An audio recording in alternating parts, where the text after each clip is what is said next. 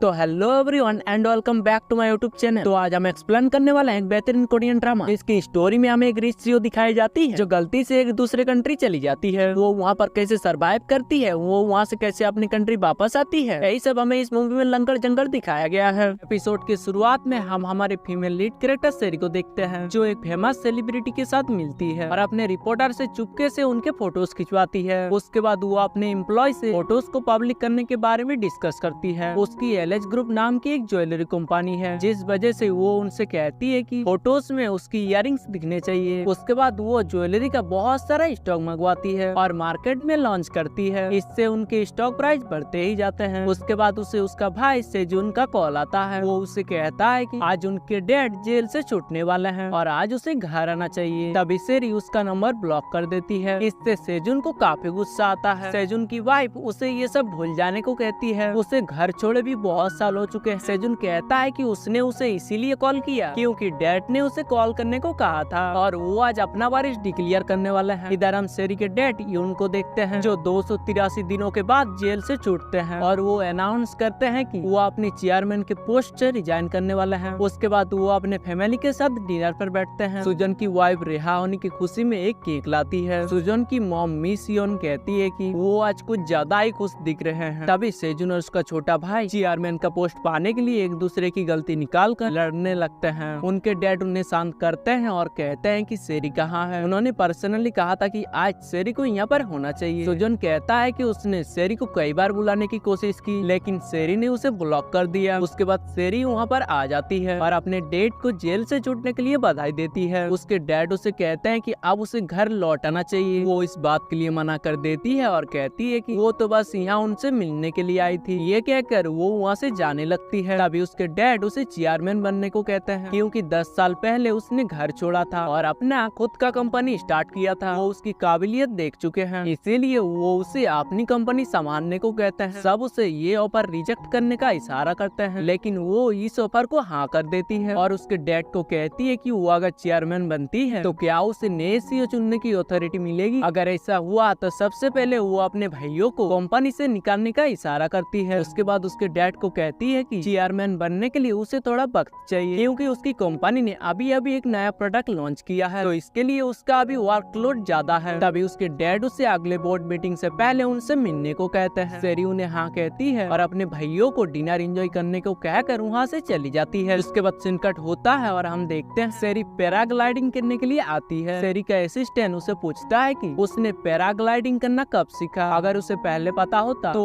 वो इस पैराशूट का टेस्टिंग करवाता और फिर उसे यूज करने देता। सेरी कहती है कि उससे अभी ही पैराग्लाइडिंग करनी है क्योंकि वो जल्दी ही ऊंचे आसमानों में उड़ने वाली है। कल सुबह हर एक न्यूज में उसका नाम होगा। अभी उसका असिस्टेंट उसे आज हवा तेज होने की वजह से पैराग्लाइडिंग करने के लिए मना करता है लेकिन वो उसकी बात नहीं मानती है और पैराग्लाइडिंग करने चली जाती है। वो सुहाने मौसम में उड़ने लगती है और उसके कुछ असिस्टेंट उसके वीडियो रिकॉर्डिंग कर रहे होते हैं। तभी वहाँ पर अचानक हवा तेज होने लगती है और एक बड़ा सा साइक्लोन आता है। साइक्लोन में सारी चीजें उड़ने लगती है और सेरी भी उस साइक्लोन के अंदर चली जाती है। उसके बाद सिनकट होता है और हम हमारे लीड कैरेक्टर री को देखते हैं जो नॉर्थ कोरिया का एक सोल्जर था। वो अपने मिलिट्री फोर्स को लेकर कुछ घुसपैठियों को पकड़ने जाते हैं। तभी उन्हें कुछ गोलियों की आवाज आती है। री उन सब को रोकता है और अंदाजा लगाता है कि वहाँ पर 6 लोग हैं। वो चुपके से आगे देखते हैं कि साउथ कोरिया के कुछ सोल्जर ने उनके देश के 3 आदमियों को पकड़ लिया है। कैप्टन री उन्हें छोड़ने को कहता है। तभी वो बताते हैं कि वो उनके इलाके में कुछ कलाकृति चुराने में पकड़े गए हैं। वो उन्हें इसके सबूत भी दिखाते हैं। री उन्हें उनके हवाले करने को कहता है और उनसे वादा करता है कि इस चोरी के लिए वो उन्हें सजा भी दिलवाएगा। री के 3 गिनते ही सब अपने अपने हथियार नीचे रख देते हैं। तभी एक आदमी उनका बंदूक उठाकर उन पर हमला करने जा रहा था। तभी कैप्टन री उन्हें पकड़कर मारने लगते हैं। साउथ कोरिया के एक सोल्जर को वहाँ से वापस आने के लिए कॉल आता है। वो नॉर्थ कोरिया के साथ झगड़ा नहीं चाहते हैं। उसके बाद सब अपने अपने कैंप पे चले जाते हैं। यहाँ पर री के पास स्टेट सिक्योरिटी डिपार्टमेंट का एक ऑफिसर आता है। ऑफिसर री को उन तीनों चोरों को रास्ता भटकने के लिए छोड़ देने को कहता है। री कहता है कि ये सब उनके पेट्रोलिंग जोन में हुआ है, वो इसे हल्के में नहीं ले सकता है और उसने साउथ के कैप्टन को वादा किया है कि वो इन्हें सजा दिलवा कर ही रहेंगे और वो अपना वादा जरूर निभाएंगे। तभी वो ऑफिसर उसे धमकी देता है कि अगर उसने कुछ ऐसी हरकत की जिससे उनका देश खतरे में आ जाए तो वो अपनी जान से हाथ धो बैठेगा। इधर री के साथी सोल्जर बियर पीते पीते बात कर रहे होते हैं कि री ने स्टेट सिक्योरिटी से पंगा क्यों लिया। इसकी वजह से स्टेट सिक्योरिटी उन पर ही ज्यादा नजर रखने वाले हैं। उसके बाद सीन कट होता है और हम शेरी को देखते हैं जो अपने पैराशूट के साथ पेड़ में लटकी हुई थी। इधर पुलिस साइक्लोन में गुम हुए लोगों की रेस्क्यू कर रहे होते हैं। शेरी के असिस्टेंट उसके बॉस को ढूंढने लगता है, तभी उसे वो कैमरामैन मिल जाता है जो शेरी के वीडियोस रिकॉर्ड कर रहा था। वो उससे शेरी के बारे में पूछता है। कैमरामैन बताता है कि उसका कैमरा गुम हो चुका है और उसे शेरी के बारे में कुछ भी नहीं पता है। तभी वो रोने लगता है। इधर सुबह होता है और शेरी को होश आता है। वो अपने असिस्टेंट को कॉल करने लगती है लेकिन उसका कॉल नहीं लगता है। तभी वो मदद के लिए चिल्लाने लगती है। कैप्टन री वहीं पर घूम रहा होता है, उसे उसकी आवाज सुनाई देती है। तभी उसके साथी को उनके कमांडर का कॉल आता है और उसे वहाँ जाना पड़ता है। री उस लड़की को ढूंढने जाता है। शेरी उसे देखकर खुश होती है लेकिन तभी उसका ध्यान री के बेजेस पर जाता है और उसे पता चलता है कि वो तो नॉर्थ कोरिया से है। कैप्टन री उसे नीचे उतरने को कहता है। वो कहती है कि वो यहाँ पर अटक गई है और वो नीचे नहीं आ पा रही है। तभी री अपना गन रिलोड करता है। ये देखकर शेरी तुरंत अपना पैराशूट का बेल्ट खोलती है और नीचे छलांग मारती है। तभी वो री के ऊपर गिर जाती है। री उसे नीचे उतार कर उसका नाम और पैसा पूछता है। शेरी कहती है कि वो एक फैशन कंपनी के लिए काम करती है लेकिन वो अपना नाम नहीं बताती है और उसे कहती है कि नॉर्थ कोरिया छोड़कर साउथ कोरिया आने का काफी अच्छा डिसीजन लिया है। ये फिर हो सकता है वो कोई जासूस हो लेकिन वो उसके बारे में किसी को कुछ नहीं बताएगी। ये कहकर वो वहाँ से जाने लगती है। तभी कैप्टन री उसे रोकते हैं और कहते हैं कि वो साउथ कोरिया नहीं आया है बल्कि वो नॉर्थ कोरिया आ गई है। ये सुनकर वो चौंक जाती है। री कहता है कि वो बिना इजाजत के उनके देश घुस गई है और वो बिना कानूनी कार्रवाई के यहाँ से नहीं जा सकती है। शेरी कहती है कि वो यहाँ पर चोरी छुप के नहीं आई है, वो पैराग्लाइडिंग कर रही थी तभी अचानक से तूफान आया और वो यहाँ पर आ गई। री कहता है कि जो भी हो लेकिन वो यहाँ से बिना जांच के नहीं जा सकती है। शेरी इससे डर जाती है और वहाँ से भागने लगती है। तभी री उसे रोकता है और कहता है कि यहाँ पर चारों तरफ माइंस बिछे हुए हैं, अगर उसने उन पर कदम रखा तो जिंदा नहीं बचेगी और वो इस जगह को अच्छी तरह जानता है। उसके मदद के बिना वो यहाँ से नहीं जा सकती है। ये कहते री खुद एक माइंस के ऊपर पैर रख देता है। उसके बाद वो अपने एक साथी को कॉल करता है। तभी उसका पैर थोड़ा सा स्लिप होता है और उसका फोन पानी में गिर जाता है। शेरी उसका फोन उठाती है और कहती है कि ये फोन उसे वापस नहीं मिलेगा। री कहता है कि उसे भूलना नहीं चाहिए कि उसके पास अभी भी गन है। शेरी कहती है कि अगर उसने उसे गोली मारी तो उसके मदद के लिए भी कोई नहीं होगा। ये कहकर वो वहाँ से जाने लगती है। तभी री उसे अपना फोन लौटाने को कहता है। शेरी उसका फोन उससे थोड़ा दूर रखती है और कहती है कि ये बहते हुए उसके पास पहुँच जाएगा क्योंकि उसे भी थोड़ा भागने के लिए वक्त चाहिए। उसके बाद वो वहाँ से जाने लगती है। तभी कैप्टन री उसे किनारे की तरफ चलने को कहते हैं, वहाँ पर उसे कम माइंस मिलेंगी। वो री को शुक्रिया कहती है और उससे साउथ कोरिया का रास्ता पूछती है। री उसे नदी के साथ साथ चलने को कहता है। थोड़ी दूर जाके उसे दो रास्ता मिलेगा, वहाँ से उसे राइट मोड़ना है और चलते जाना है। तभी कैप्टन री को बुलाते हुए उसका साथी भीजन उसकी तरफ आ रहा था। उसकी आवाज सुनकर शेरी वहाँ से भाग जाती है। उसके बाद भीजन री के पास आता है। कैप्टन री उसे उस साउथ कोरियन लड़की को पकड़ने का ऑर्डर सबको देने को कहता है और उसे सिर्फ अरेस्ट करना है, उस पर किसी को गोली चलाने को मना करता है। भीजन रेडियो पर उसे पकड़ने का कमांड देता है और री के पास वापस आता है। उसके बाद री उसे बताता है कि उसने माइंस पर पैर रख दिया है। ये सुनकर भीजन माइंस डिफ्यूजर को फोन कर रहा होता है लेकिन री ये काम उसी को करने को कहता है। भीजन री से एक पिन लेता है और माइन को डिफ्यूज कर देता है। इधर शेरी तेज भाग रही होती है और सारे कमांडर्स उसे ढूंढने लग जाते हैं। उसे ढूंढते ढूंढते मास्टर सर्जन बहुत ही थक जाते हैं और बोलते हैं कि उनके ट्रांसफर के बाद ये सब होता तो ये सब दूसरे यूनिट को समझना पड़ता। तभी एक कमांडर उसे समझाता है कि अगर उसने उस लड़की को पकड़ लिया तो प्रमोशन भी तो उन्हीं को मिलने वाला है। थोड़ी देर बाद मास्टर सर्जन की नजर उस लड़की पर पड़ती है। वो उसे शूट करने के लिए निशाना लगाने की कोशिश करता है लेकिन वो निशाना ठीक से सेट नहीं कर पाता है। कमांडर उसका पीछा करते हैं। तभी शेरी माइंस फील्ड में घुस जाती है। री ये देखकर उनको लेफ्ट और राइट जाने का ऑर्डर देता है पर शेरी फेंस के पार जा रही होती है। तभी वो कमांडर्स उसे बता रहे होते हैं कि वो गलत रास्ता है लेकिन शेरी उनकी बात नहीं मानती है और उस पर चली जाती है। तभी वो लोग वहाँ के गार्ड को कॉल करते हैं पर वो मूवी देखने में बिजी था, वो उन्हें कोई आंसर नहीं देता है और शेरी उसके आगे से भागकर निकल जाती है। यहाँ पर सीन कट होता है और हम सेजुन की वाइफ को एक मीटिंग में देखते हैं। मीटिंग में वो सबको बता रही होती है कि शेरी उसके पति की जगह लेना चाहती है। तभी उसे एक कॉल आता है जिसमें उसका हस्बैंड उसे बताता है कि शेरी लापता है। ये सुनकर वो बहुत ही खुश हो जाती है और उनके साथियों को ये बात बताती है। इधर हम सेजुन और उसके भाई को देखते हैं जो शेरी के पैराग्लाइडिंग वाले लोकेशन पर आते हैं। वहाँ पर एक ऑफिसर उसे बताते हैं कि उन्होंने शेरी के लिए लिए डॉग्स ड्रोन सबको लगा रखा है, तो वो जल्दी ही मिल जाएगी। सेजुन कहता है कि उसे उन पर पूरा भरोसा है, लेकिन इस वक्त उसे सिर्फ प्रेस की टेंशन है। अगर ये न्यूज लीक हो गई तो उनके स्टॉक प्राइस गिर सकते हैं। ऑफिसर कहता है कि वो इस बात का पूरा ध्यान रखेंगे कि ये इन्फॉर्मेशन बाहर ना आ जाए। उसके बाद सेजुन का भाई ऑफिसर से पूछता है कि वो कब तक उसकी खोज करेंगे। ऑफिसर उसे बताते हैं कि वो 2 दिन तक उसकी खोज जारी रखेंगे। वहीं पर साइड में शेरी के मॉम डैड भी होते हैं। उसकी मॉम सोचती है कि शेरी के घर से जाते टाइम उसने उसे डांटा था और कहा था कि उसने तो घर छोड़ते टाइम बोला था कि वो यहाँ पर फिर से तो वापस नहीं आएगी, लेकिन अब क्या हुआ, वो भी यहाँ अपना हिस्सा लेने चली आई। वो उसके डेट के ऑफर को मना कर देने को कहती है। तभी शेरी इमोशनल होके उसके मॉम को कहती है कि वो जब दुखी होती है या फिर उसे चोट लगती है तब वो हमेशा उसके मॉम का नाम लेती है, लेकिन उसकी मॉम उसे खुद ही अपने से दूर करना चाहती है। इधर हम प्रेजेंट में शेरी को देखते हैं जो भागते भागते गिर जाती है और उसे पैर में चोट लग जाती है। यहाँ पर सीन कट होता है और सारे कमांडर शेरी के भागने वाला वीडियो देखते हैं और सब आपस में एक दूसरे की गलतियां निकालने लगते हैं। उसके बाद मास्टर सार्जन उन्हें कहते हैं उन्हें जल्द से जल्द उस लड़की को पकड़ना होगा। अगर वो लड़की स्टेट सिक्योरिटी डिपार्टमेंट के हाथ लग गई तो उन सब की नौकरी जा सकती है। कैप्टन री उन्हें कहते हैं कि अब उनकी पेट्रोलिंग दूसरे यूनिट को सौंपने का टाइम हो गया है। वो अपने पेट्रोलिंग दूसरे यूनिट को सौंपते हैं और वहाँ से निकल पड़ते हैं। इधर हम शेरी को देखते हैं जो लंगड़ाते लंगड़ाते चलती है। वो रास्ते में पेड़ पर कुछ पत्ते लगाकर जा रही थी ताकि वो घूम फिर कर वहीं ना आ जाए। उसके बाद सीन कट होता है और हम सेजुन के भाई और उसके वाइफ को देखते हैं। उसकी वाइफ उसे समझाती है कि अभी चेयरमैन का पोस्ट बिल्कुल खाली है और ये उसका आखिरी मौका है। अगर वो ये खोना नहीं चाहता है तो उसे गुसुम जुन को ढूंढना होगा। वो उसके पैसे लेकर भाग गया था। यहाँ पर सीन कट होता है और हम गुसुम जुन को देखते हैं। वो अपने एक साथी के साथ चुपके से मीटिंग कर रहा होता है और दरवाजे पे एक गार्ड को नजर रखने के लिए भेजता है। गुसुम जुन उसे कहता है कि सेजुन के भाई को उसने धोखा दिया था और उसे शायद अभी तक पता चल ही गया होगा कि वो फिलीपींस में है, तो वो कौन सा जगह जाए जहाँ पर वो उसे ढूंढ नहीं सकता है। वो आदमी कहता है कि उसे ऐसी जगह छुपना चाहिए जहाँ पर इंटरनेट कॉलिंग ना हो। यहाँ पर सीन कट होता है और हम उन 3 कैदियों को देखते हैं जो जेल में होते हैं और स्टेट सिक्योरिटी गार्ड उनसे मिलने के लिए आते हैं। तभी तीनों चोर बताते हैं कि उन्होंने कहाँ क्या क्या चुराया और उनकी लोकेशन भी ऑफिसर को दे देते हैं। उसके बाद वो ऑफिसर उसे इनाम देंगे बोल के एक जीप में वहाँ से बाहर निकलते हैं। थोड़ी देर बाद कुछ ट्रक्स निकलते हैं और उनकी जीप का एक्सीडेंट कर देते हैं। उसके बाद सीन कट होता है और कैप्टन री और उसके साथी उस लड़की को अंधेरे में खोज रहे होते हैं। मास्टर सार्जेंट री को बताते हैं कि अब उन्हें उसे ढूंढना छोड़ देना चाहिए क्योंकि उसे शायद अभी तक किसी जंगली जानवर ने खा लिया होगा। तभी एक कमांडर को उसका शॉट मिलता है। उसके बाद री देखते हैं कि वहाँ के पेड़ों पर पत्ते टंगे हुए हैं और वो इस पत्ते का पीछा करने लगते हैं। इधर हम श्री को देखते हैं जिसे चलते चलते एक गाँव दिखता है, जिसे देखकर वो आप सोचती है कि वो आप साउथ कोरिया पहुंच चुकी है। वो खुश होकर वहां जाती है। वहां के लोगों को देखकर उसे लगता है कि वो अभी भी नॉर्थ कोरिया में ही है। उसके बाद वहां पर स्टेट सिक्योरिटी ऑफिसर आता है। तभी कैप्टन री आके उसे साइड में छुपा लेते हैं। श्री उसे वहां देखकर थोड़ा मुस्कुराती है। वो जहाँ पर छुपते हैं वो री का घर था। उसके बाद श्री सोचती है कि अभी वो यहाँ जिसे जानती है वो सिर्फ यही है, इसीलिए उसे उसके सामने नाटक करना होगा। वो उसे कहती है कि वो रास्ता भटक गई थी और काफी डर गई थी, लेकिन अब उसे थोड़ी राहत मिली है क्योंकि वो दोनों दोबारा मिल चुके हैं। री उसे देखकर सोचता है कि उसने मिलिट्री शर्त पार किया है और नियम के हिसाब से उसे उससे पीछा छुड़वाना चाहिए। शेरी उसकी तारीफ करने लगती है। वहीं री सोचता है क्या उसे मार देना चाहिए या उसकी हेल्प करना चाहिए। उसके बाद सीन कट होता है और री शेरी को अपना घर लेके आते हैं। वहाँ पर शेरी आईने को देखती है कि उसके चेहरे पर बहुत सारा दाग लग चुका होता है। वो मुंह धोती है, तब तक कैप्टन री उसके लिए खाना रेडी कर देते हैं। उसके बाद वो शेरी को खाना देते हैं। शेरी कहती है कि उसके साउथ कोरिया में एक रिवाज है, वो अक्सर पहला निवाला घर के सदस्य ही खाते हैं और वो री को पहला निवाला खिलाने लगती है। री कहता है कि क्या उसे इस बात का टेंशन है कि खाने में जहर मिला हुआ है। शेरी इस हरकत के लिए उसे माफी मांगती है और कहती है कि वो इस सिचुएशन पर कैसे भरोसा कर सकती है। री उसे कहता है कि वो सही है, उसने डेलिमिलिटी जोन ने एंट्री किया जब हवा तेज चल रही थी और बिजली चली गई थी। वो बॉर्डर पर करके अचानक आ गई थी, तो उसका भी सोचना गलत हुआ कि वो एक भोली वाली लड़की है। शेरी उसे कहती है कि क्या वो शक कर रहा है कि वो कोई जासूस है, लेकिन ऐसा नहीं है। जासूस तो खुद उसके पीछे होते हैं। अगर उसने उसे ऑनलाइन सर्च कर लिया तो वो समझ जाएगा कि वो कौन है। री उसे कहता है कि यहाँ पर इंटरनेट नहीं है। शेरी ये सुनकर काफी परेशान हो जाती है और कहती है कि अगर यहाँ पर इंटरनेट नहीं है तो फिर कोई नहीं जान पाएगा कि वो यहाँ पर फंसी हुई है। यहाँ पर सीन कट होता है और शेरी के मेंबर शेरी को ढूंढने ढूंढने के बारे में डिस्कस कर रहे होते हैं। उसके डैड उनसे कहते हैं कि वो सिर्फ पुलिस पर भरोसा नहीं कर सकते हैं, उन्हें कुछ जासूसों को भी शेरी को ढूंढने के लिए लगाना होगा। लेकिन ये बात रिपोर्टर्स को पता न चले। सुजन का भाई कहता है कि इस बारे में उसने उसके फादर इन लॉ से बात की और उन्होंने उसके बारे में काफी मदद की। तभी सुजन की वाइफ कहती है कि शेरी के एम्प्लॉयज को तो ये सब पता ही होगा, उनका क्या किया जाए। सुजन कहता है कि उसने एम्प्लॉय से भी बात करके कॉन्फिडेंशियल लेटर में साइन करवा लिया है ताकि वो पेरेंट्स को कुछ न बताए। तभी उसकी वाइफ उसे इस बात के लिए तारीफ करती है। ये देखकर उनकी मॉम उन्हें कहती है क्या उन्हें शेरी के गुम होने पर काफी मजा आ रहा है। इधर शेरी री को समझाती है कि उसके गायब होने पर दोनों देशों में तनाव भी हो सकता है और वो आपस में लड़ भी सकते हैं। एक बार उन्हें पता चल गया कि वो वहाँ है तो पूरी साउथ कोरिया की सरकार चुप नहीं रहने वाली है। री कहता है कि अगर ऐसा है तो किसी को पता चलने नहीं देगा कि वो यहाँ है। शेरी कहती है क्या वो उसे मार देगा या फिर वो नॉर्थ कोरिया का मजाक कर रहा है। उसके बाद वो उसे कहती है वो जहाँ से है वो बहुत ही हाई क्लास शहर है और वो बहुत ही अमीर परिवार से है, अगर उसने उसकी मदद की तो उसे बहुत सारा पैसा देगी। तभी री उसके ऑफर को रिजेक्ट करता है और कहता है कि उसे उसकी मदद नहीं करनी है। ये कहकर वो उसे दिए हुए खाने को वापस ले जाता है। उसके बाद उसके घर पे मास्टर सार्जन आता है और कैप्टन री को कहता है कि अब उसे साउथ कोरिया की लड़की की चिंता करने की जरूरत नहीं है क्योंकि वो मर चुकी है। आज सुबह माउंट सुसियोंग पर एक एक्सीडेंट हुआ है जिसमें एक औरत की वहीं पर मौत हो गई है और उसे पूरा यकीन है कि ये वही लड़की है। श्री उसे समझाता है कि ऐसा कुछ नहीं है, लेकिन वो उसकी बात नहीं मानता है और उसके घर के डोर के पास अपना शूज खोल रहा होता है। तभी पीछे से शेरी वहाँ पर आती है लेकिन वो उसे नहीं देखता है और री से कहता है कि वो उसे पकड़ नहीं पाए थे और इस बात पे उसे सजा भी मिल सकती थी, लेकिन अब वो बच गया। फिर वो पीछे मुड़ता है और उस लड़की को देखता है। उसे वहाँ देखकर वो चौंक जाता है। शेरी उसे धमकाती है और कहती है कि वो वही है ना जिसने उन पर गोली चलाई थी। उसके बाद वो तीनों एक साथ बैठते हैं और मास्टर सार्जन उसे कहते हैं कि उसे यकीन नहीं हो रहा है कि साउथ कोरिया के सरकार ने यहाँ तक जासूस कैसे भेजे। शेरी उसे कहती है कि वो जासूस नहीं है और वो यहाँ गलती से आई है। उसके बाद मास्टर सार्जन उसे मारने की धमकी देता है। तभी शेरी भी उसे झगड़ने लगती है और उसे उनकी सारी गलतियों के बारे में बताती है जो उसने कुछ टाइम पहले री को बताया था। री को उसे अपने घर में छुपाने के लिए, मास्टर सार्जन को ड्यूटी के टाइम दारू पीने के लिए और उस सोल्जर को ड्यूटी के टाइम कोरियन सीरीज देखने के लिए। तभी मास्टर सार्जन चुप हो जाता है और री की तरफ आता है। उसके बाद उनके वहाँ और कुछ सोल्जर आते हैं और वो भी री को उस एक्सीडेंट के बारे में बताते हैं। तभी शेरी उन्हें पीछे से बुलाती है और उन सबको उनकी गलतियों के बारे में बताती है और वो जीबू को पूछती है कि वो ड्यूटी के टाइम पे कौन सा कोरियन सीरीज देख रहा था। उसके बाद सब अंदर आके बैठते हैं और शेरी उनसे कहती है कि वो वहीं पर उसे छोड़ दे जहाँ पर वो गिरी थी, वहाँ से वो अपना रास्ता देख लेगी। री उसे कहता है कि उनकी यूनिट अभी अभी चेंज हुई है और वो कुछ महीनों तक वहाँ नहीं जा सकते हैं। तभी शेरी उसे पूछती है कि क्या ये पहली बार हुआ है कि साउथ कोरिया से यहाँ कोई आया है, इसके लिए उनके पास कोई तो रूल होगा ही। री उसे कहता है कि रूल के हिसाब से स्टेट सिक्योरिटी डिपार्टमेंट से उससे पूछताछ होती। शेरी कहती है कि जब वो उनसे पहली बार मिली थी तब उसे वहाँ पर कोई क्यों नहीं ले गया। अब अगर उन्होंने उसे वहाँ भेजा तो वो उनकी लापरवाही के बारे में सब कुछ बता देगी। अब उसकी भलाई इसी में है कि वो उसकी मदद करे। तभी जीबू कहता है कि उसके अंकल नाव चलाते हैं और नाव को जहाज तक पहुँचाते हैं, वो उसमें जा सकती है। वो ठीक 3 दिन बाद वहाँ जाने वाला है। शेरी कहती है कि इससे उनको काफी ज्यादा लेट हो जाएगा और अभी उसकी स्टॉक होल्डर के साथ काफी जरूरी मीटिंग है। तभी री उसे धमकाता है और कहता है कि ये जो कुछ भी हो रहा है उसकी वजह से हो रहा है, उसे उन सब को परेशान करने के लिए शर्मिंदा होना चाहिए। तभी श्री उनसे माफी मांगती है। री कहता है कि चाहे तो वो अभी उसे स्टेट सिक्योरिटी डिपार्टमेंट के पास भेज सकता है, वो कुछ पूछताछ के बाद उसे वापस भेज देंगे। श्री कहती है कि वो उसे वापस नहीं भेजा तो क्या उनके पास कोई दूसरा ओपिनियन नहीं है। री कहता है कि अगर वो ऐसा नहीं करती है तो चुपचाप उसका हुक्म माने, जब तक वो यहाँ है वो घर से बाहर नहीं जाएगी, उन लोगों से बिल्कुल बात नहीं करेगी और यहाँ साउथ कोरिया का बिल्कुल प्रचार नहीं करेगी और साउथ कोरिया लौटने पर यहाँ जो कुछ भी हो रहा है उसके बारे में किसी से भी बात नहीं करेगी। तभी शेरी भी उसके सामने अपना डिमांड रखती है। उसे रोज 3 में से 2 बार खाने में नॉनवेज चाहिए। वो बहुत देर से चलती जा रही है और इस वजह से उसे काफी भूख भी लग रही है। यहाँ पर सीन कट होता है और हम शेरी के असिस्टेंट को देखते हैं जिसने नॉनवेज ऑर्डर किया था। तभी उसके पास सूचन आता है और कहता है कि उसने बॉस को $10 बिलियन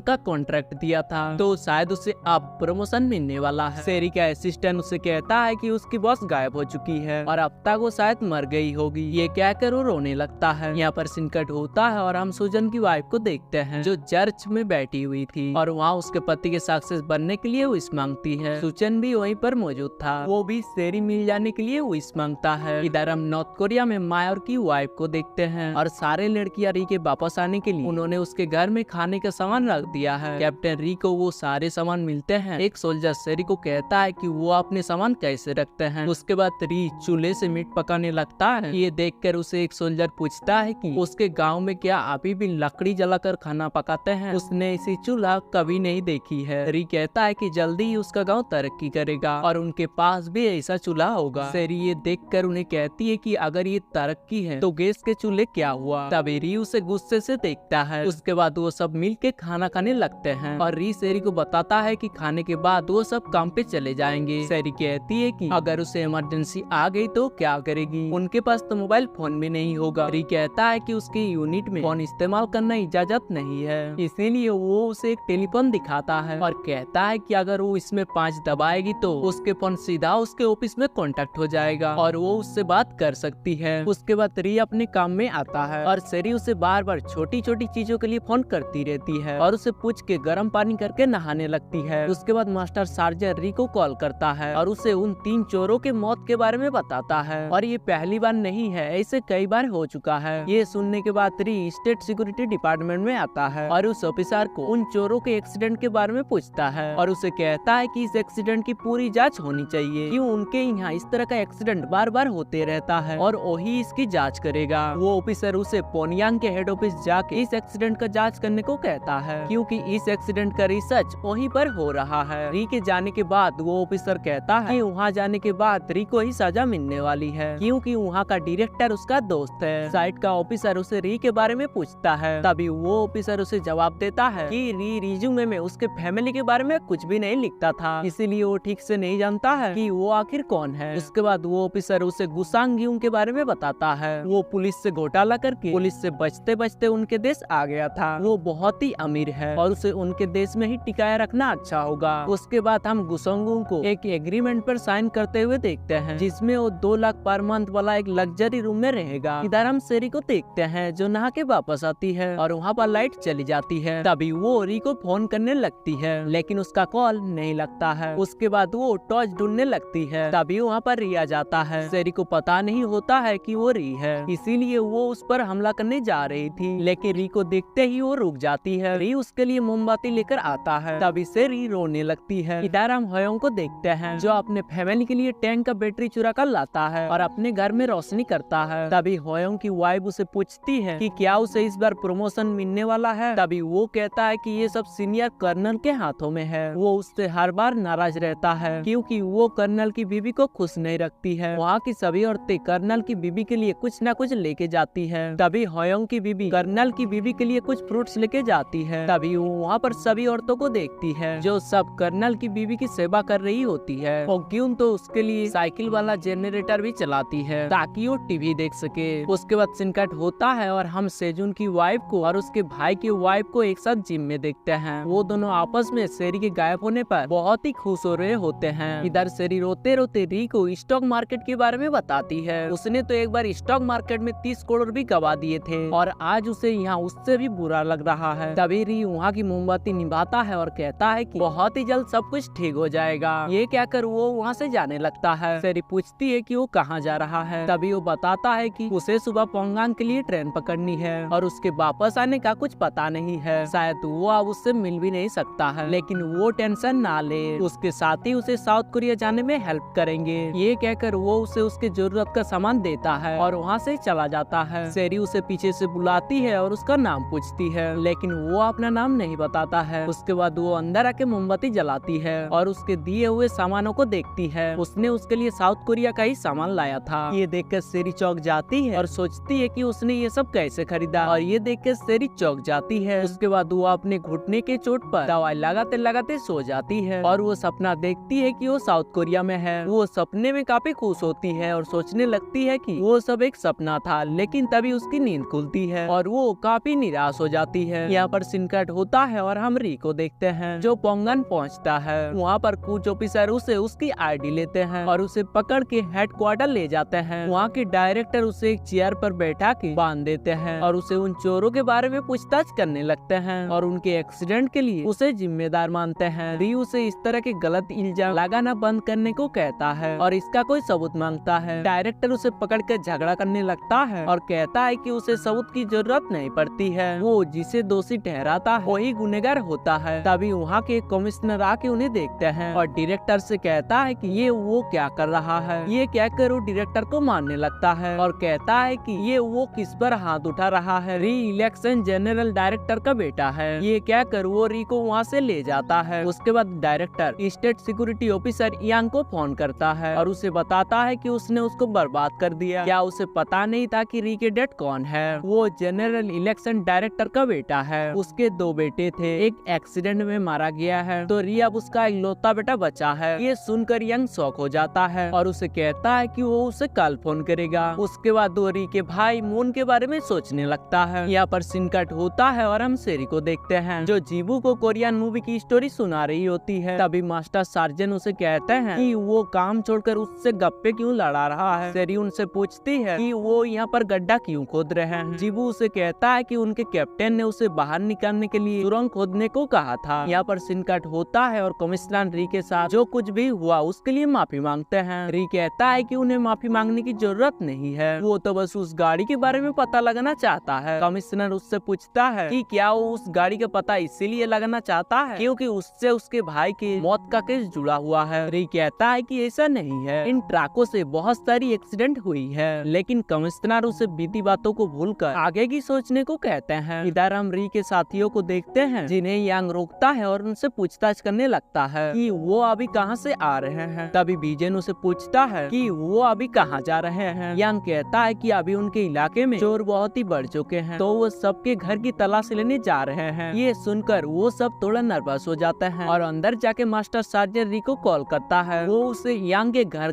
तलाशी लेने के बारे में सब कुछ बताता है और कहता है कि उन्होंने उस कोरियन लड़की को कोई फोन कॉल उठाने से भी मना किया है, अब उससे संपर्क करने का उनके पास कोई रास्ता नहीं है। तभी री कमिश्नर से मदद मांगता है और उसका कार लेके चला जाता है और रास्ते में पूरा ट्रैफिक क्लियर करने को कहता है। उस गाड़ी को देखकर उसके लिए सभी रास्ता क्लियर कर देते हैं। इधर हम होयोंग की वाइफ चियुन को देखते हैं जो एक ऑफिसर थी। वो उन लोगों की घरों की तलाशी ले रही होती है जो बिजली चुरा कर यूज करते हैं। कुछ घरों की तलाशी लेने के बाद अगला नंबर री के घर का था। तभी वो थोड़ा मेकअप लगाती है और री के घर पे जाने लगती है। उसी वक्त वहाँ पर यांग आता है। चियुन उसे बताती है वो इस वक्त सबकी घर की तलाशी ले रही है। यांग पूछता है कि उनका अगला घर कौन सा है, वो री को बताती है। तभी यांग कहता है कि री तो अभी पोंगांग में है। चियोन कहती है कि शायद वो अभी वापस आ गए होंगे क्योंकि उसकी घर की लाइट अभी जल रही है। घर में सेरी चाय पीते पीते री के बुक्स देख रही होती है। तभी वो री का गेट खटखटाते हैं। कोई गेट न खोलने पर यांग उनके ऑफिसर्स को दरवाजा तोड़ने के लिए कहता है। वो दरवाजा तोड़कर अंदर जाते हैं और उसके घर की तलाशी लेने लगते हैं। यांग वहाँ पर री और उसके भाई का फोटो देखता है। तभी उसके पास एक ऑफिसर आता है और चाय का कप दिखाकर कहता है कि यहाँ पर कोई तो है। उसके बाद यांग बाहर जाता है और उनके खाना रखने के गेट को ओपन करता है। तभी वो वहाँ पर सेरी को देखता है और उसे पकड़कर बाहर ले जाता है। सब उससे पूछने लगता है कि वो कौन है और वो यहाँ पर क्या कर रही है। यांग उसे स्टेट सिक्योरिटी डिपार्टमेंट ले जाने लगता है। तभी वहाँ पर री आता है और यांग से कहता है ये वो क्या कर रहा है,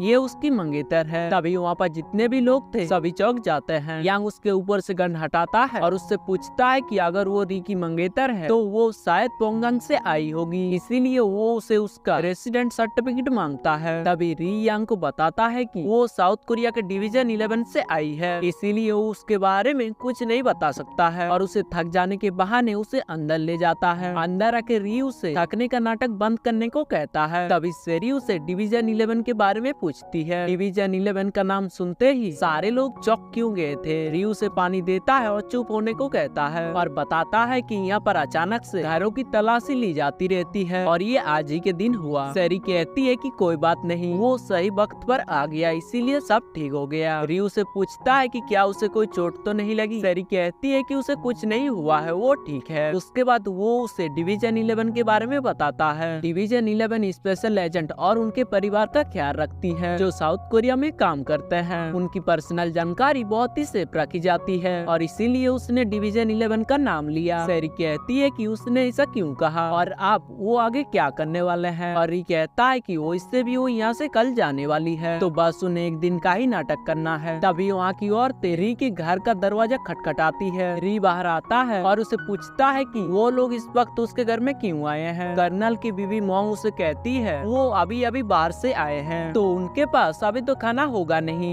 इसीलिए वो सब उनके लिए खाना लेकर आए हैं। सब उसे अपना अपना खाना देते हैं और कहते हैं री अकेले इतना सारा खाना अंदर कैसे ले जा सकते हैं, वो उसकी हेल्प करेंगे। लेकिन री उन्हें अंदर आने से रोकता है। तभी सेरी पीछे से आती है। मॉन्ग उससे जलती है और पूछती है कि वो डिवीजन 11 से है, तो उसने अब तक कौन सा मिशन कहाँ कहाँ किया है। सेरी कहती है कि वो अपने मिशन के बारे में कुछ नहीं बता सकती है, तो वो उसे कुछ ना पूछे। उसके बाद वो उन्हें गुड नाइट कहकर वहाँ से चले जाते हैं। बाहर सभी औरतें उनके बारे में बात कर रहे होते हैं। उन्हें लगता है कैप्टन री और उस लड़की की अरेंज मैरिज हुई है, क्योंकि उन्होंने कैप्टन री के दिल में उस लड़की के लिए जरा सा भी प्यार नहीं दिखा और वो सेरी की काफी ज्यादा बुराई करने लगता है। सेरी अंदर से उनकी सारी बातें सुनती है और उन पर गुस्सा होने लगती है। उसके बाद सेरी डिनर करते हुए री से पूछती है कि अभी तो सब कुछ ठीक है, लेकिन उसके जाने के बाद वो क्या करेगा। उसके जाने के बाद सब पूछेंगे कि उन दोनों का ब्रेकअप क्यों हुआ। री कहता है कि उसके पर्सनल चीजों के बारे में उससे कोई नहीं पूछ सकता है। सेरी कहती है कि जब दो लोग अलग होते हैं तो सबसे ज्यादा सवाल पूछा जाता है ब्रेकअप क्यों हुआ और ब्रेकअप किसने किया। तो अगर किसी ने पूछा कि ब्रेकअप किसने किया तो उन्हें बताना कि उसी ने किया, और उसके जाने के बाद वो 6 महीने तक किसी को डेट नहीं करेगा और उसे खाना पीना भी बहुत कम करना होगा। उसके बाद उसे कोई ऐसी हालत में देखेगा तो उस पर कोई शक नहीं करेगा। री उसकी बातें सुनकर हंसता है और वहाँ से जाने लगता है। तभी सेरी उसे रोकती है और कहती है कि वो यहीं रहे, अगर फिर से उसके घर में कोई घुस गया तो। उसके बाद वो दोनों अलग अलग रूम में सोने लगते हैं। सेरी सोते सोते री को उसके किताबों के बारे में बताती है कि उसे उसकी बुक शेल्फ में काफी सारे म्यूजिक की किताबें मिली है। तभी री जाके अपनी किताबों को देखता है, उसे वहाँ पर अपना एक एप्लीकेशन दिखता है और वो पियानो बजाने के बारे में सोचता है। सेरी उससे पूछती है कि क्या उसे पियानो बजाने का शौक था या फिर उसकी गर्लफ्रेंड पियानो बजाती थी। उसके बाद सीन कट होता है और कमिश्नर की भतीजी डैन एयरपोर्ट से आती है। एयरपोर्ट पर गुसन जॉन भी था। वो उसे वहाँ पर घूमने लगता है और कहता है कि नॉर्थ कोरिया की लड़कियां भी बहुत ही खूबसूरत होती है। उसके बाद वो अपने अंकल को देखती है और उसके साथ चली जाती है। कमिश्नर पार्किंग में आके देखता है कि दो चोर उसकी गाड़ी के पार्ट्स चुराते हैं। वो उन्हें भगाता है और कहता है कि चोरों को दोष देकर कोई फायदा नहीं है, जो अपना सामान न बचा सके गलती उसी की है। उसके बाद डैन उसे उसके ब्लैक कार के बारे में पूछती है। वो कहता है कि वो कार उसने री को उधार में दिया है, उसने कहा था कि उसका अभी घर पहुंचना बहुत ही ज्यादा अर्जेंट है। उसके बाद वो उससे पूछती है कि क्या री उसकी कार वापस ला देंगे या फिर उसे वहाँ पर जाकर कार लाना होगा। कमिश्नर कहता है कि वो किसी को भेजकर अपना कार वहाँ से मंगवा लेंगे। तभी डैन कहती है कि वो जाकर वहाँ से कार ले आएगी, वैसे भी वो उसकी मंगेतर है तो उसे पता ही होगा कि वो वापस आ गई है। उसके अंकल उसे पूछते हैं क्या वो अब भी उसे याद करती है। री ने तो उसके बारे में आज तक कुछ नहीं पूछा। उसके बाद डैन वहाँ से चली जाती है। इधर चोर गुसोंग उनके कार के पार्ट्स भी चोरी कर देता है। उसके बाद वो कार में जा रही होती है। तभी ड्राइवर को कार के बाहर कुछ भी नहीं दिखता है, इसीलिए वो कार को काफी स्लो चलाने लगता है। तभी गुसोंग उस पर काफी गुस्सा होता है कि उसके इतना पैसा जाने के बावजूद उसे अच्छे से सर्विस नहीं मिल पा रही है। यहाँ पर सिनकट होता है और हम यंग को देखते हैं जो एक जगह आता है और किसी को बताता है कि री कैप्टन हिंग योंग का भाई है और वो अभी आउटपोस्ट पर है और वो बहुत ही चालाक है, तो उसे उससे संभल के रहने को कहता है। तभी वो आदमी उसे बताता है कि उसे एक नया माइक्रोफोन मिला है जिसे उसे घर के अंदर माइक्रोफोन इंस्टॉल करने की जरूरत नहीं होगी, वो घर के नजदीक से ही उनकी बात सुन सकता है। योंग उसे बताता है कि उसके घर में एक लड़की रह रही है और उसने ये बताया कि वो डिवीजन 11 से है, लेकिन उसे ये झूठ लगता है, इसीलिए उसे उस पर नजर रखने को कहता है। अगर उन्होंने उस लड़की का अच्छे से इस्तेमाल किया तो वो उनके पूरे फैमिली को बर्बाद कर सकती है। ये कहकर वो अपना सिगरेट जलाता है और वहाँ से चला जाता है। उसके बाद वो आदमी सोचता है कि ना चाहते हुए भी उसे रिंग योंग को मारना पड़ा था। वो मरने से पहले री की काफी बातें कर रहा था। उसके बाद हम प्रेजेंट में देखते हैं वो रिन के बारे में सोच के काफी अफसोस करता है। यहाँ पर सिनकट होता है और गाँव में सभी लोग री के कार को देख रहे होते हैं। सेरी उन्हें गेट के पीछे से चुपके से देख रही होती है। तभी री पीछे से आता है और उसे पूछता है कि वो यहाँ पर क्या कर रही है। वो कहती है कि इस कार में ऐसा क्या खास बात है जो लोग इस कार को इतना ज्यादा घूर रहे हैं, ये एक रेगुलर कार ही तो है। तभी री वहाँ से जाने लगता है ताकि वो उनके सामने अच्छा इंप्रेशन जगा सके। तभी री उसे अपने बाल बांधकर बाहर जाने को कहता है। सेरी अपना बाल नहीं बांधना चाहती थी, तभी री उसके बाल बांध देता है और उसे बाहर ले जाता है। बाहर सभी लोग उसे देखकर उस उससे दूर जा रहे होते हैं। तभी शेरी री का शर्ट साफ कर देती है और उसे अपने बालों पर हाथ लगाने को कहती है। ये देखकर वहाँ की सारी औरतें उससे जलने लगती है। उसके बाद री उसे बाय कहकर वहाँ से चला जाता है। इधर सारी औरतें एक साथ बैठकर शेरी के बारे में बात कर रहे होते हैं। तभी मिस मोंग कहती है कि अगर वो उसके साथ रह रही है तो वो उनकी मदद क्यों नहीं कर रही है। उसके बाद च्यून और एक औरत उसे अपने साथ काम करने के लिए बुलाने जाते हैं, लेकिन शेरी उनके साथ आने के लिए मना कर देती है। यहाँ पर सिनकट होता है और मास्टर सार्जेंट री को पूछता है कि उसने पकड़े जाने पर यांग को क्या जवाब दिया। वो कहता है कि उसने उससे उसका मंगेतर बताया। ये सुनकर वो सभी चौंक जाते हैं। जिबूरी से कहता है कि उसने साउथ कोरियन सीरीज में देखा है कि ऐसा होने पर लड़का लड़की को एक दूसरे से प्यार हो जाता है। तभी री उसे कहता है कि आजकल वो साउथ कोरियन सीरीज कुछ ज्यादा ही देख रहा है। उसके बाद री उनसे कहता है कि आज रात तक ये सब खत्म हो जाएगा और तब तक के लिए उन सबको तैयार रहना होगा, और उनसे पूछता है कि क्या समुद्र से निकलने के लिए उन्हें कोई नाव मिली। मास्टर सर्जन कहता है कि नाव तो मिल गई है, लेकिन उसके लिए उन्हें 20,000 पाउंड देने होंगे और ये काफी ज्यादा है। उसके बाद री उन्हें उनके घर जाके सुरंग के रिपेयरिंग का काम खत्म करने को कहता है। गाँव के लोगों को शेरी के बारे में जानने की कुछ ज्यादा ही चाहत है, इसीलिए उसे यहाँ से छुपा कर ले जाना होगा। यहाँ पर सिनकट होता है और सभी री के घर में जाते हैं। तभी उसके घर के सामने वाले पोल में मिस्टर टेंग के आदमी ट्रांसमीटर लगाता है, जिससे वो री की घर की आवाज सुन सके। मिस्टर टेंग वही है जिससे योंग ने री और उस लड़की पर नजर रखने को कहा था। इधर मिस्टर टेंग शेरी और उन कमांडोर्स की बातें सुनता है। जिबू शेरी को साइड में बुलाता है और उससे साउथ कोरियन सीरीज के बारे में डिस्कस करने लगता है। ये सब सुनकर मिस्टर टेंग कंफ्यूज हो जाते हैं कि वो किस बारे में बात कर रहे हैं। यहाँ पर सिनकट होता है और हम री को देखते हैं जो एक चेक पोस्ट पर उन चोरों की एक्सीडेंट की रिसर्च करने जाते हैं। वो वहाँ के चेक पोस्ट ऑफिसर से उन ट्रकों के बारे में पूछता है। तभी वो जवाब देता है उन तीनों ट्रक की कैपेसिटी 10 टन तक थी और वो बिल्कुल खाली थे, और इतना पेट्रोल फालतू में कौन जलाता है। पहली बार जब गुजरे तब उसे लगा कि वो पानी लेने जा रहे हैं, लेकिन जब वो वापस लौटे तब उनका ट्रक खाली था। उसने उसकी आईडी भी चेक किया था, वो इंजीनियर डिपार्टमेंट से थे। उसके बाद री उससे उस औरत के एक्सीडेंट के बारे में पूछता है जिसकी भी उसी दिन एक्सीडेंट हुआ था। चेक पोस्ट ऑफिसर कहता है कि उसने पता किया है कि वो औरत बहुत दूर से व्यापार करने आती थी और उसकी इसी जगह पर मौत हो गई। री सोचता है कि शायद वही एक लौती गवाह थी, इसीलिए शायद उससे भी मार दिया गया। उसके बाद वो ऑफिसर री को बताता है उन ट्रकों में कुछ अजीब बात थी। उनमें आगे कुछ नुकीली स्टील की चीजें लगी हुई थी। उनमें अगर एक बार किसी कार की टक्कर हो गई तो वो कार तबाह हो जाएगी। ऐसा लगता है कि उनके डिजाइन को कुछ खास काम के लिए बनाया गया है। उसके बाद री उसे कहता है कि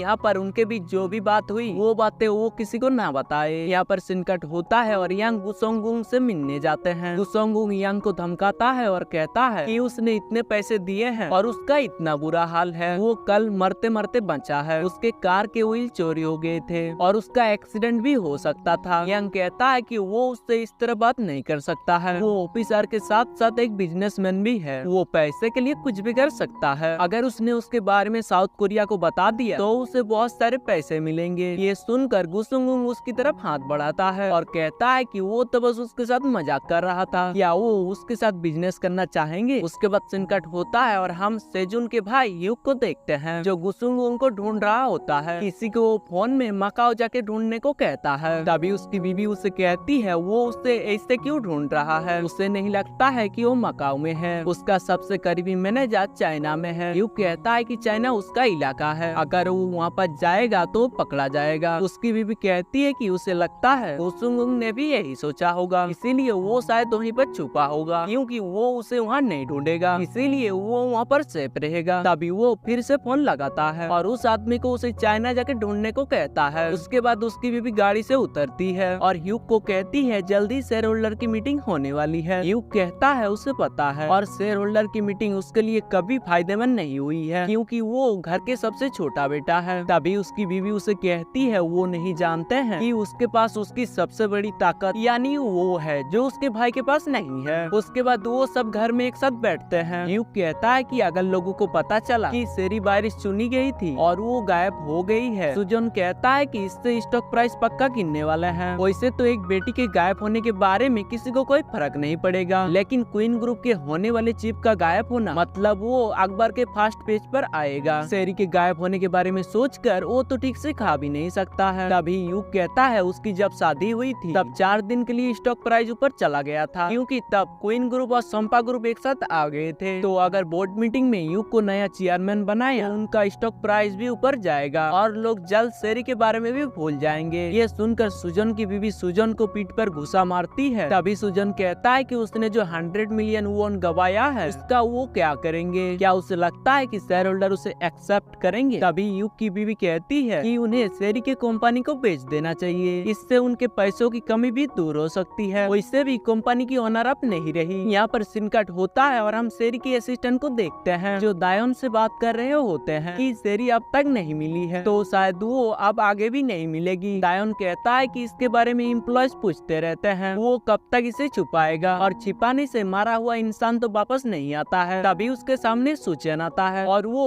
उन्हें एक लड़की का फाइल दिखाता है जो ऐसे ही पैराग्लाइडिंग करते हुए तूफान की हवा से गुम हो गई थी और 40 डिग्री में 4 घंटे के लिए रही थी, लेकिन उसे बचा लिया गया था और उसी तरह उनकी बॉस भी मिल सकती है। लेकिन वो उसकी बात नहीं मानता है और कहता है कि उसे लापता हुए बहुत दिन हो गए हैं, अब वो जिंदा नहीं बच सकती है और अब तो उसके फैमिली में भी उसके उम्मीद छोड़ दी है। तभी सूचन रोने लगता है। उसके बाद सिनकट होता है और हम री और शेरी के साथियों को देखते हैं। शेरी उनके लिए खाना लाने जा रही थी, तभी वो देखती है एक लड़का उनका एक शर्ट चोरी कर ले जा रहा था। वो सब कमांडोस उसके पीछे भागते हैं और उसे पकड़ लेते हैं। शेरी आके उसके बैग में देखती है कि वो लड़का खाना चुरा कर ले जा रहा था। वो उसे उसका खाना वापस करती है। तभी वो कहता है कि उसने ये नहीं चुराया है, ये उसका है और ये वो अपनी छोटी बहन को देगा। उसने 3 दिन से कुछ नहीं खाया है और उसकी आंखें भी नहीं खुल रही है। शेरी ये सुनकर उसे घर लाती है और उसे कुछ खाना दे रही होती है। तभी मास्टर सार्जन उसे कहता है कि वो ऐसे री का खाना उस लड़के को नहीं दे सकती है, लेकिन शेरी उसकी कोई बात नहीं सुनती है और उसे इग्नोर करती है और खाना लेकर बाहर आती है। बाहर कैप्टन री भी आए हुए होते हैं। मास्टर सार्जन कैप्टन री से कहता है कि ऐसे लड़के चोरी करते हैं और झूठ बोलते हैं। तभी वो लड़का कहता है कि उसने कोई झूठ नहीं बोला है, उसकी बहन सच में बहुत भूखी है। शेरी मास्टर सार्जन को अपना मुंह बंद रखने को कहती है। उसके बाद री उस लड़के को हाथ मुंह धो लेने को कहता है, अगर वो गंदे हाथों से खाना खाएगा तो बीमार पड़ जाएगा। और शेरी को कहता है कि उसे उस लड़के को जो भी देना है दे दे, उसके बाद उसे जल्दी भी निकलना है। तभी शेरी री को प्यार से देखती है। इधर मिस्टर टैंग उनकी सारी बातें सुनता है और मुस्कुराता है। उसके बाद हम उस लड़के को देखते हैं जो अपने बहन के लिए खाना लेकर आता है और उसे प्यार से अपने हाथों से खिलाता है। उसके बाद सिनकट होता है और हम शेरी को देखते हैं जो जाने से पहले सभी कमांडोस को उसका ख्याल रखने के लिए कुछ इनाम देती है और मास्टर सार्जन को री के लाए हुए प्रोडक्ट देती है, लेकिन वो री को कोई भी प्राइज नहीं देती है। तभी री वहाँ से उठकर बाहर चला जाता है। शेरी भी उसके साथ जाती है और उसे एक टमाटर का पौधा दिखाती है जो उसने री के लिए लगाया है। उसके पास इस पौधे के लिए पैसे नहीं थे, तो उसने एक थाली आलू देकर ये पौधा खरीदा है। री कहता है कि भले ही उसने उसके ही आलू बेचकर उसे गिफ्ट दिया है, लेकिन उसे टमाटर बिल्कुल भी पसंद नहीं है और नहीं उसे पौधा पालना आता है। शेरी कहती है कि अगर उसने रोज इस पौधे से अच्छे बातें की और उससे रोज पानी दिया तो इस पौधे के टमाटर बहुत ही टेस्टी होंगे। मिस्टर टैंग उनकी सारी बातें सुनता है और योंग को फोन करके बताता है कि उस लड़की की बातें सुनकर कुछ गलत नहीं लग रहा है, लेकिन आज रात वो पोंगन जाने वाली है। इधर हम सारे कमांडोस को देखते हैं जो शेरी के जाने से बहुत दुखी होते हैं, लेकिन मास्टर सार्जन उसके जाने से बहुत ही खुश थे। उसके बाद री शेरी को उस ब्लैक कार में ले जा रहे होते हैं। शेरी री को अपना रुमाल देती है और उसकी मदद करने के लिए शुक्रिया कहती है और कहती है कि वो शायद दोबारा नहीं मिलेंगे। वो अफ्रीका जा सकती है, अंटार्कटिका जा सकती है, लेकिन वो नॉर्थ कोरिया नहीं आ सकती है। वो ऐसी जगह पर क्यों रहता है? री भी उससे उल्टा सवाल पूछता है कि वो इस जगह पर क्यों रहती है। उसके बाद वो दोनों बोट के पास पहुंचते हैं। वो ड्राइवर उसे उसका पास मांगता है। री उसे एक पास देता है। वो ड्राइवर उसे पूछता है क्या वो अकेली जाने वाली है? तभी री कहता है वो भी उसके साथ जाएगा और उसे छोड़कर वापस आएगा। तभी वो ड्राइवर उसे एक और पास मांगता है। री उसे एक और पास देता है और वहाँ से जल्दी जाने को कहता है। उसके बाद वो दोनों बोट पर भागकर जा रहे होते हैं। शेरी उससे कहती है कि उसे ऐसा लग रहा है कि वो सालों के बाद अपना घर जा रही है, लेकिन उसे पता नहीं उसके घर जाने के बाद उसके परिवार वाले खुश होंगे या दुखी। वो उसे इसीलिए ये सब बता रही है क्योंकि वो शायद फिर से नहीं मिलेंगे। री कहता है वो अगर आखिरी बार मिल रहे हैं तो वो उसे एक बात बताना चाहता है। वो 4 रिलीज बजा लेती है। इसका मतलब ये नहीं कि उसे पियानो बजाना आता है। शेरी भी उससे दोबारा नहीं मिलेगी, इसीलिए वो अपना नाम और एड्रेस उसे बताती है। उसके बाद वो दोनों देखते हैं कि पुलिस की बोट उनका पीछा करती है। वो अपने बोट को रोकने लगता है। तभी बोट ड्राइवर उन्हें कहता है कि वो चुप चुप रहे, वो सब संभाल लेगा। री और सेरी बोट के एक बक्से के अंदर चले जाते हैं। ड्राइवर बॉक्स को ठीक से बंद कर देता है और वहाँ पर खड़ा हो जाता है। उसके बाद पुलिस फोर्स उसके बोट पर आती है। उनके सीनियर उस ड्राइवर को कहता है कि आजकल वो उनके देश से लोग भेज रहे हैं, इसीलिए वो उसके बोट की तलाशी लेगा। ड्राइवर कहता है कि ऐसा कौन करेगा, अगर ऐसी बात है तो वो बोट को घुमा लेता है। तभी उस ऑफिसर की नजर उस बॉक्स पर पड़ती है और वो उससे ये खोलने को कहता है। ये सुनकर वो ड्राइवर काफी घबरा जाता है और उस ऑफिसर से कहता है कि शायद वो अभी नए आए हैं, लेकिन इसके पहले उनकी जगह जो ऑफिसर थे वो उनका बहुत ही करीबी था। ऑफिसर कहता है कि वो जिस ऑफिसर की बात कर रहा है उसे रिश्वत लेने की जुर्म में निकाल दिया गया है और वो उसे धमकाकर उस बॉक्स को खोलने को कहता है। बॉक्स के अंदर से री ये सब बातें सुनकर घबरा जाती है और री से कहती है कि वो अब क्या करेंगे, वो तो फौजी है, तो अब उसे ही कोई रास्ता निकालना होगा, उसे तो पता ही होगा ऐसे सिचुएशन में क्या करना चाहिए। री कहता है कि साउथ कोरियन सीरियल में जब दो लोग भाग रहे होते हैं तब वो इसी ट्रिक का इस्तेमाल करते हैं। सेरी कहती है कि वो कौन सी ट्रिक की बात कर रहा है। री कहता है वो कुछ करने वाला है, लेकिन वो इससे गुस्सा ना हो। उसके बाद वो सेरी को अपनी तरफ देखने को कहता है और वो उसे किस कर लेता है। ऑफिसर बॉक्स खोलता है और उन्हें देख लेता है। उसके बाद वो उन्हें बाहर निकलने को कहता है। वो री की आईडी देखता है और उसे कहता है कि या वो इतनी दूर से ये सब करने आए हैं। ड्राइवर कहता है कि वो तो बस यहाँ पर मछली पकड़ने आए हैं। ऑफिसर कहता है कि उसने जो कुछ भी देखा वो मछली पकड़ना नहीं था। ड्राइवर उससे कहता है वो एक लड़का और लड़की है और वो दोनों जवान है। जब ऐसे कोई सैर करने के लिए निकलते हैं तब वो सिर्फ सैर नहीं करते हैं, अगर वो पूरा टाइम मछलियाँ ही पकड़ते रहे तो वो कभी फ्यूचर में नन्ही कालियाँ नहीं खिला सकते हैं। सेरी कहती है वो दोनों जल्दी ही शादी करने वाले हैं। ऑफिसर उन्हें कहता है कि वो सब समझ गया है, लेकिन अब उनका काम हो गया हो तो वापस चले जाएं। सेरी ऑफिसर से कहती है उनका अभी बस थोड़ा काम बाकी है, लेकिन वो ऑफिसर उन्हें मना करता है और बोट को घुमा लेने को कहता है। तभी सेरी री से कुछ करने को कहती है। वो शिप उनसे बहुत ही पास है, उन्हें बस थोड़ा सा ही आगे जाना है। री कहता है कि अब वो वहाँ नहीं जा सकते हैं। ये सुनकर सेरी उस शिप को देखकर रोने लगती है और री से आके कहती है कि उसे अभी ही जाना है, अगर वो मर भी गई तो भी कोई फर्क नहीं पड़ता, लेकिन उसे अभी ही जाना है। री कहता है अगर वो मरना चाहती है तो वो चली जाए, लेकिन क्या वो अपने साथ साथ उस ड्राइवर को भी मरवाना चाहती है। उसके बाद वो दोनों फिर से किनारे पर वापस आते हैं। वापस आके सेरी उससे कहती है कि आज के लिए वो निराश नहीं रहेगी, लेकिन वो अगले हफ्ते तो यहाँ से चली ही जाएगी। री कहता है कि ऐसा नहीं हो सकता है, एक बार सी कंट्रोल ऑर्डर जारी हो जाए तो 10 से 15 दिन बाद ही वो यहाँ से जा सकते हैं। सेरी उससे गुस्सा होकर कहती है कि क्या उसे इस वक्त